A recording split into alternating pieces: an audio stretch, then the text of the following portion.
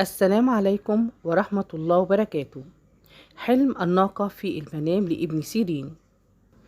عندما يرى الرجل المتزوج الناقة تلد في المنام بيدل على المسؤولية الجديدة التي يتحملها هذا الرجل أو هذا الزوج.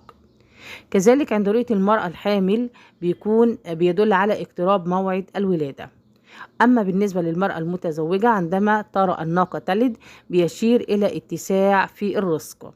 وعند رؤية الفتاة العزباء بيحتمل أن تكون إشارة إلى الصحة التي تتمتع بها، بالإضافة إلى المسؤولية الجديدة التي سوف تتحملها في الفترة المقبلة.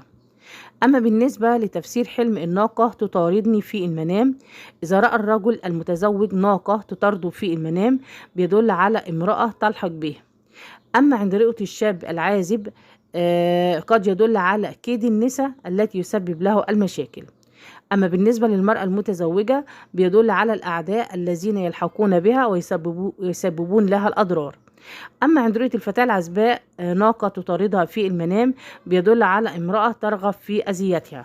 جمل يعض في المنام بيدل على تعرضه لمشكلة صعبة. وفي حالة رأت المرأة المتزوجة الجمل يعض الزوج هناك احتمالية أن قد يكون يدل على مرض الزوج.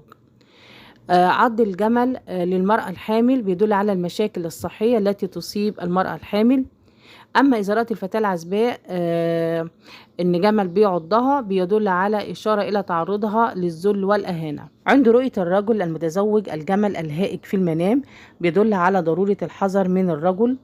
وبنقول كمان ربما يحتمل أن تكون إشارة إلى وجود شخص غادر في حياة هذا الرجل وبيدبر له الغدر والمكر به. عند رؤية المرأة المتزوجة احتمالية قد يكون على شخص غير أمين وغادر في حياة المرأة المتزوجة. أما بالنسبة للفتاة العزباء بيدل على الأخبار السيئة والصفات الغير محمودة التي تتحلى بها. أما بالنسبة لرؤية الناقة وابنها في المنام، في حال رأى الرجل المتزوج الناقة ولديها ابن في المنام بيدل على الحمل القريب لزوجته. كمان بنقول قد تدل تلك المرأة الحامل على اقتراب موعد الولادة. أما بالنسبة لرؤية الناقة وابنها في المنام للمرأة المتزوجة بيدل على الرزق الكثير، وكمان بيدل على اقتراب الحمل والولادة في هذه الفترة القادمة بالنسبة للمرأة المتزوجة. أشار العلماء إلى أن الناقة في المنام بتشير إلى المرأة، وكمان بتدل رؤية ناقة الرسول محمد صلى الله عليه وسلم في المنام على المرأة الصالحة. عند رؤية الشاب العازب لهذه الرؤية قد يدل على زواجه من امرأة صالحة، وقد يدل الرجل المتزوج على الزوجة الصالحة التي يعيش معها. أما إذا رأى الرجل المتزوج إنه يركب الناقة في المنام بيدل على طاعة الزوجة للزوج. أما إذا رأت المرأة المتزوجة ذلك بيدل على الحياة الزوجية السعيدة. وبيكون كمان إشارة إلى اقتراب الرزق بالحمل لهذه المرأة.